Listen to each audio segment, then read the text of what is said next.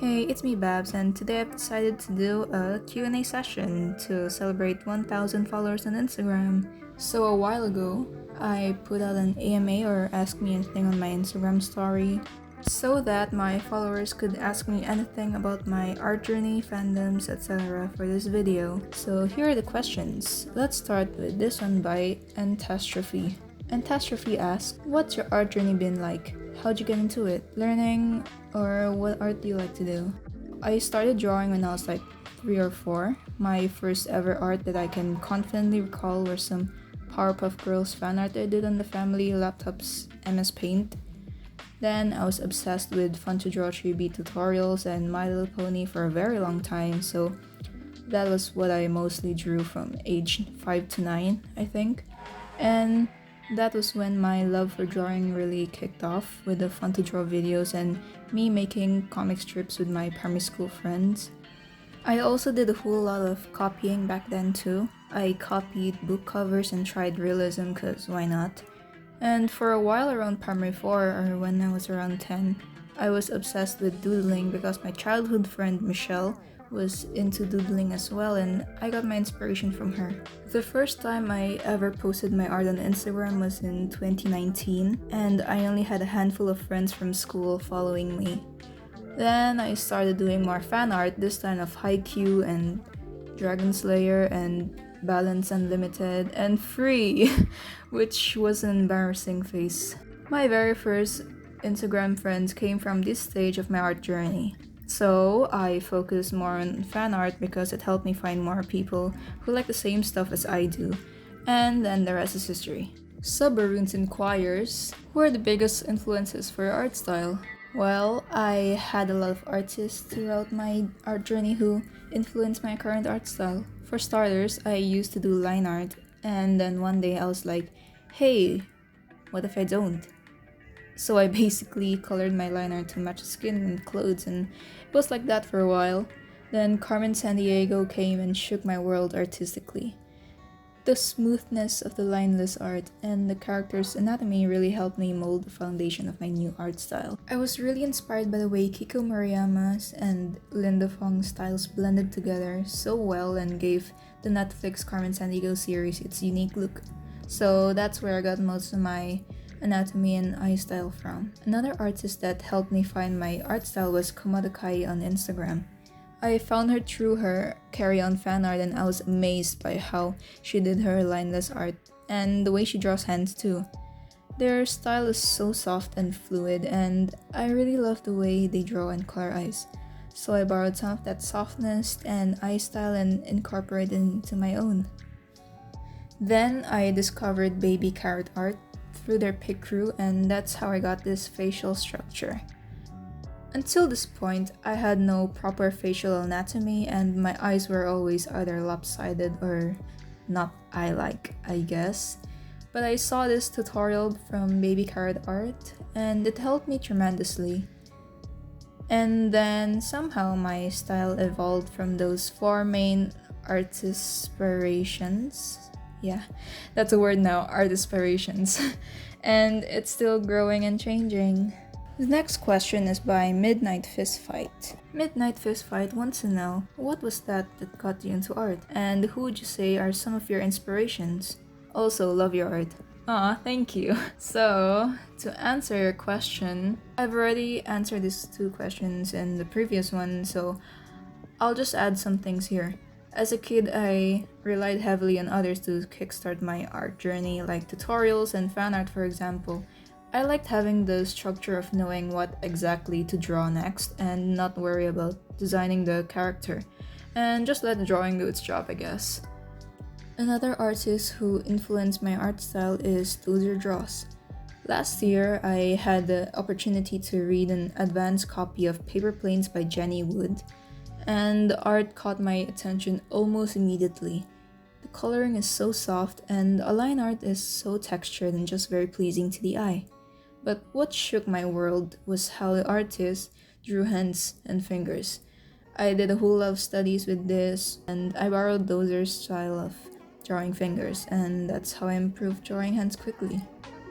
Hey.hey.hey.lover inquires, is there any character you absolutely hated drawing?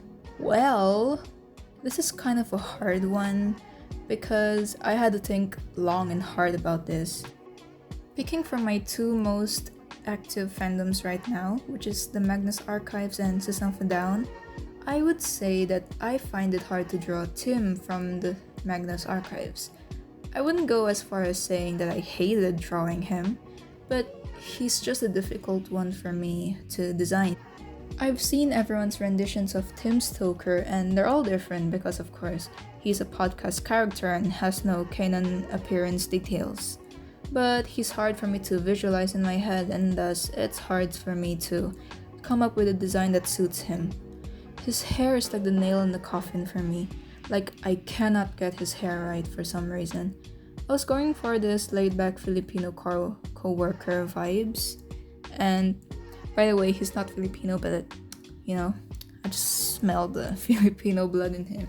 Anyway, yeah. I was going for that vibe, but his hair just falls flat every time, figuratively and literally. So yeah, I avoid drawing him, lest I end up frustrated and disappointed once again. Giant Wayne Static asks, what's your favorite art piece? Good question. I obviously can't choose a favorite one, so here are my top 3 favorite art of mine. Number 1, the Tapeapocalypse, January 2023. I just love this one. The lighting, the tapes, John's hair, and the clothes. No more needs to be said. I usually use this for the add yours art improvement story thing on Instagram. Number 2, if Corn Biscuit was in the Magnus Archives or something. April 2024.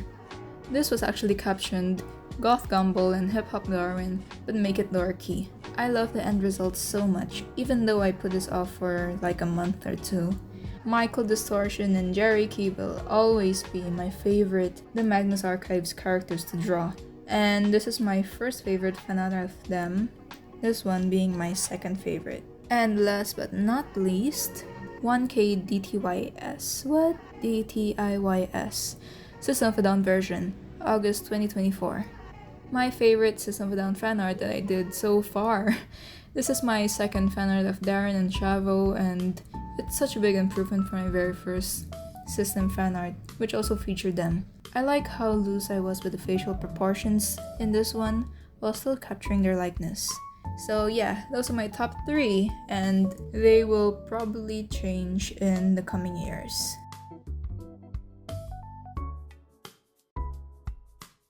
So now we're entering the System of a Down territory. Most of the questions here are System of a Down heavy, so if you want, you can skip to the last question about the artists who inspired me the most. Now that it's out there, let's get into it. lilsbrk asks, when did you first get into System of a Down and what's the first song you listened to by them? My very first exposure to System of a Down was through my friend on Instagram, Nightmare, and I saw a few of its System of a Down fan art in my feed way back in 2022. I vaguely knew that System was a band, and knowing my friend, it's probably a metal band too. I even searched up the members and thought they were Russian for some reason. Then I accidentally came across a drum cover of Chop Suey while I was in my drum cover phase around December of last year. I don't know when Toxicity appeared on my radar, but I was hooked immediately when I heard it. I think the effect Toxicity had on me was more potent than Chop Suey because I went ahead and watched the music video, which is a shocker because I never watch MVs ever. I also remember hearing Vicinity before Toxicity, and that kind of planted the System of a Down seed in me. Toxicity was just the water and warmth for the seed to grow. And then I asked people for song recommendations on my Instagram story, like around January this year. Shout out to my friend Emma or Demolition for 95% of the recs, and the rest is history. Long story short, a Chop Suey drum cover on YouTube got me into System last year, so it's technically the first song I listened to, even though I consider Toxicity to be my gateway into System of a Down. The next two questions by Darren's Guitar and The Violet Lunatic asks, what initially made you want to start making System of a Down fan art? And what got you into System of a Down or making System of a Down fan art? Love your art, by the way. Thank you again. After I had listened to a whole lot of System of a Down songs and even made a Pinterest board, I went ahead and searched System of a Down fan art on Instagram. The piece that caught my eye immediately was this one by India Rubber. At this point, I've gotten quite familiar with the band members and I was like, OMG, is that Darren?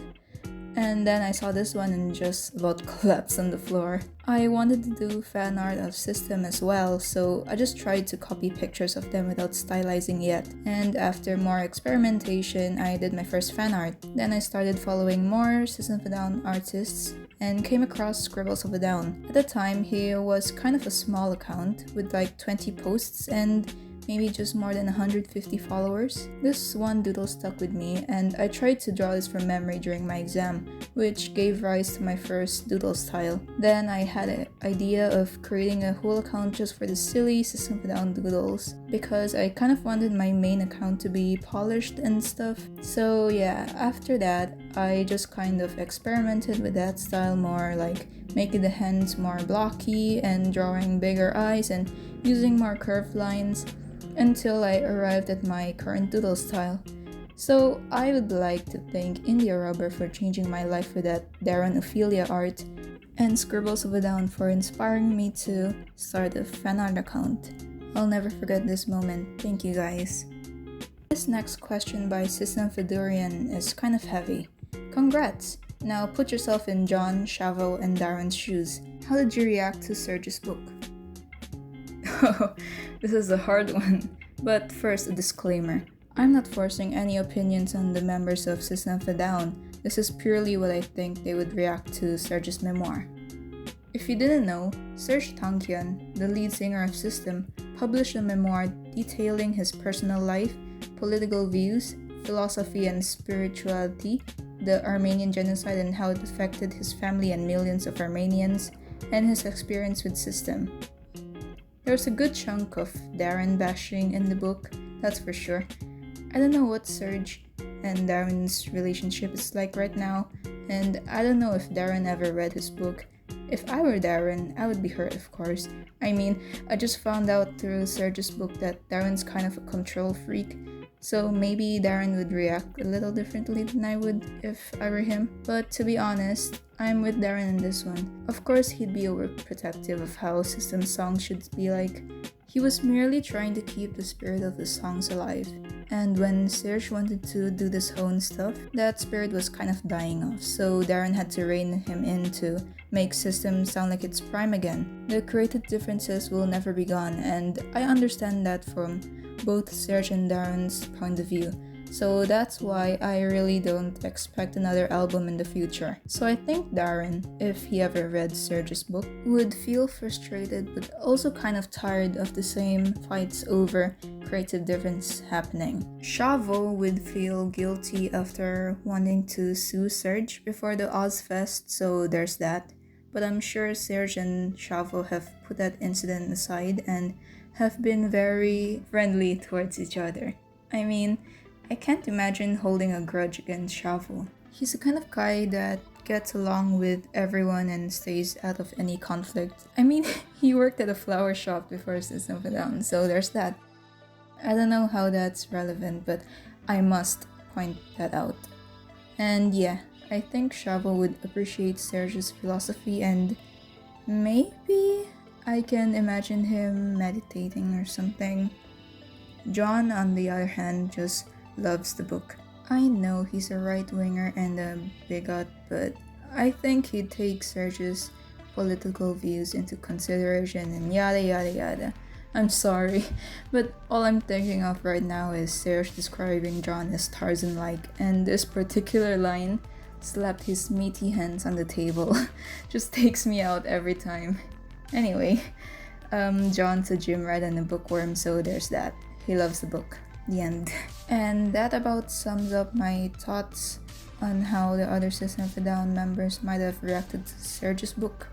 It may not make sense, but It just is. And now the final question by aresomedoodles. Which artist inspired you the most? I have a lot of people to name for this one, and they're all for different reasons. For my art style, I come back to komadukai and baby carrot art every once in a while to kind of refresh my mind and build on my style, with some anatomy practices based on Carmen Sandiego.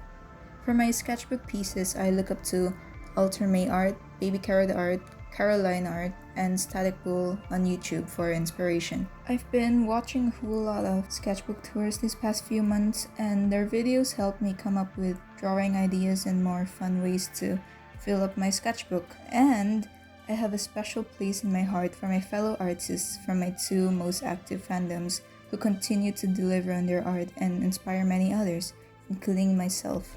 These artists are very underrated, and a few of them are also good friends of mine.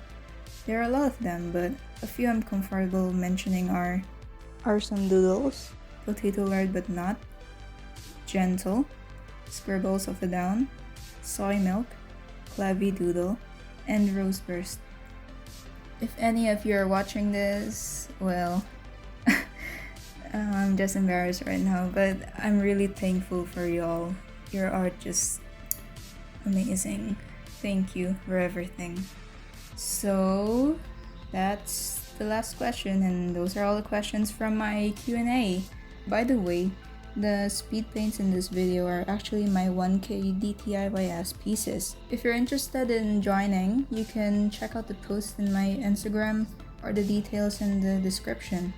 The deadline for the entries for now is on October 10, so please join. Each version will have 2 winners who will get a free illustration from me, so I can't wait to see your entries. With all that being said, thank you so much for watching. Thank you all those from Instagram who checked out my channel, and thank you YouTube watchers too who checked out my Instagram. I hope you all enjoyed this Q&A session, and I kind of want to make more in the future when we hit higher milestones. So yeah, that's it for now. Bye!